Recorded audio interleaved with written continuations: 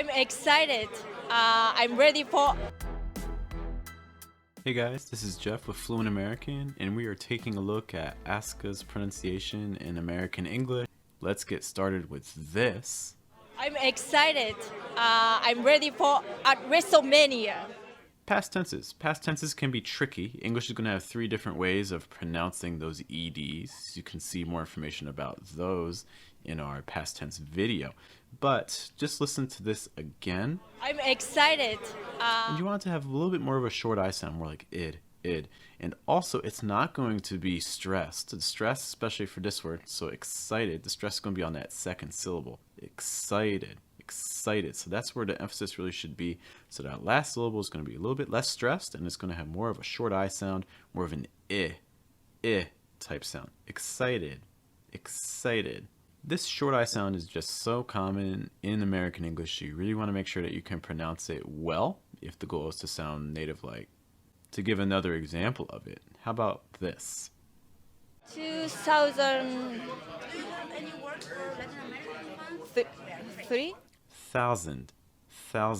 So something that we're seeing is that the short I sound often appears in places where the sound is reduced or changed or made a little bit weaker.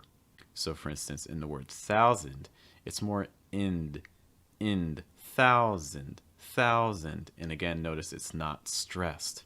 Compare this again to the original. 2000. Another thing that can be helpful is holding some sounds longer. For instance, listen to this. I'm ready for at WrestleMania. Now, especially when you're linking different parts of your sentence together, maybe you're thinking about what you want to say next. One thing that you can do is to lengthen the last sound. So for instance, here you could lengthen that R on for. Compare that to the original again. I'm ready for. So again, I would just recommend holding that R a little bit longer. In this same sentence, let's take a closer look at that word WrestleMania. I'm ready for at WrestleMania. I think making the N sound just a touch stronger would be helpful. This is a common sound for speakers from Asia, so for instance China, Japan, Korea, really paying attention to N sounds to make sure that they're strong enough, and also to make sure that the back of your tongue is down, whereas the front of your tongue is raised. Notice that stronger N sound there. Main. Lastly, when words are ending on a schwa type sound, that's that sound, make sure that the very back of your tongue is down. So again, it's going to sound a little bit more like WrestleMania. You see this in other words too, like idea. I'm ready for at WrestleMania. Another tip that can be helpful has to deal with long vowel sounds. When you have a long vowel, for instance, like an I or an A or an E or an O or a U, these are going to change a little bit when you add an L. When you add that L sound, it's going to break into 2 parts. So for instance, if you have like pool, a word like that, notice it breaks into ool, pool. Or for instance, in this example. Yeah, I lost my title. I'm trying to smile, keep smiling. Smile. So it's not smile, it's more smile. Notice that break. Aisle.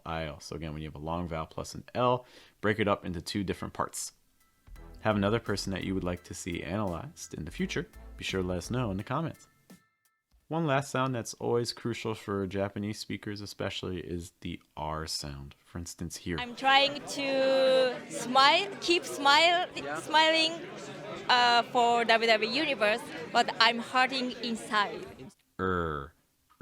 So again, you're raising the back of your tongue, also raising the front of your tongue. The middle of your tongue is dipping a little bit. I think what's happening here is that the back of the tongue sounds a little bit too low. I'm hearing almost like R, but it's more hurt.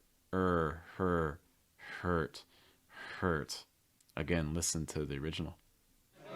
For WW Universe, but I'm hurting inside. So again, my suggestions would be to close the mouth more and to raise the back of your tongue a little bit higher to get that R sound just a little bit stronger. Hurting.